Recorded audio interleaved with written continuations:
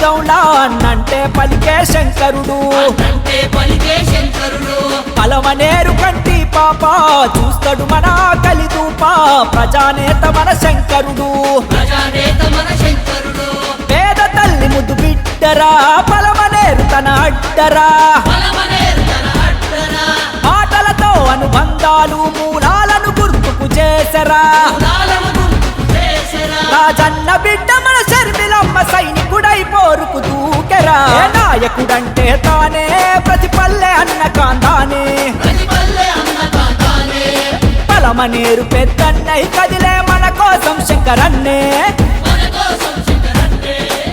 వేతనాల వాటు తన చేయి గుర్తుకే ఓటు నడిచొచ్చే దమ్ము ధైర్యం మన శంకరన్నే భవితవ్యం.